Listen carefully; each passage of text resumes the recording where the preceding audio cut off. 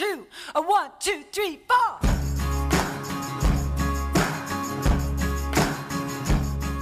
Ce soir, Montréal.tv est à la brasserie musicale de Rosewood dans le Vieux-Montréal pour célébrer le 50e anniversaire et les 30 ans de carrière du relationniste Felipe Del Pozo. Et plusieurs personnalités sont sur place.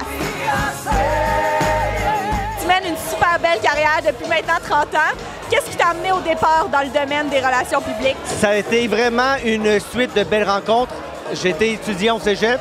J'ai écrivé au journal du cégep et au fur et à mesure de mes rencontres, j'ai rencontré Sonia Benestra de Musique Plus, au tout premier Musique Plus sur le boulevard Saint-Laurent. J'ai rencontré aussi l'équipe des Disques Trafic et c'est avec eux que j'ai commencé comme assistant aux projets de presse lorsque j'avais 19 ans. Qu'est-ce que tu dirais que sont les meilleurs coups dans ta carrière jusqu'à présent? Les meilleurs coups, sincèrement, en 30 ans, c'est très difficile de faire un choix, mais il y a 3 événements qui sont marquants pour moi. Je dirais lorsque j'ai travaillé pour le film Le vieil homme et la mer qui a gagné un Oscar pour le meilleur film d'animation. Pour moi, c'était extraordinaire de faire le PR d'ici de Montréal à l'international. Aussi, c'était mes 2 événements que j'ai fait pour Amnesty International, le 35e anniversaire, et aussi c'était les 35 ans de Give Peace a Chance.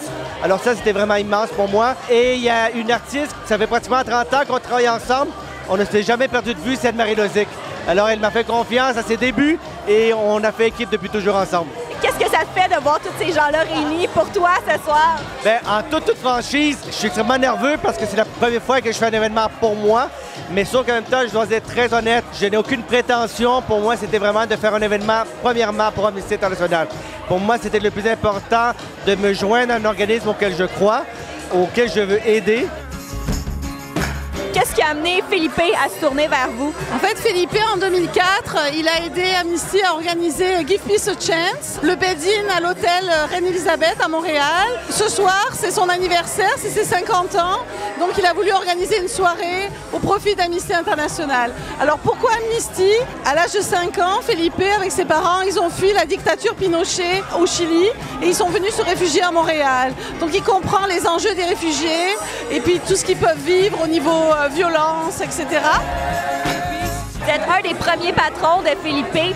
Comment c'était de travailler avec lui? Il faudrait que tu poses la question, comment c'était de travailler avec moi? Philippe, il était aux communications dans le temps, promotion communication chez Musique Plus. Là. Je me souviens pas de l'année, mais ça fait quelques années parce qu'il était dans vingtaine.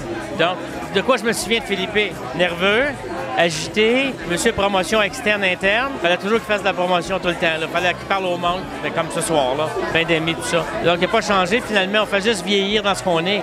Donc, il est pareil. Même physiquement, il n'a pas trop changé, Philippe. Il a gardé un peu son look de jeune bum, un peu rocker.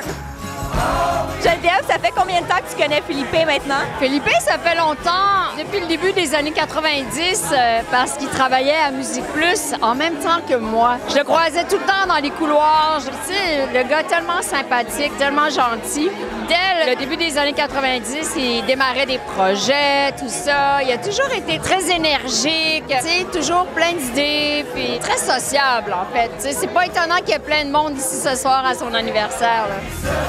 Virginie, ça fait combien d'années que tu connais Felipe maintenant? Ça fait 19 ans. Je le sais parce que c'était en l'an 2000 quand je suis rentrée à Musique Plus. On a travaillé ensemble tout de suite pour des événements et c'est lui qui m'a convaincue de faire la première page couverture du magazine Summum. C'est une très belle soirée ce soir à son image avec tous les grands du milieu qui sont ici. C'est vraiment une belle réunion. Donc, Felipe, merci. T'es un grand rassembleur. On t'adore.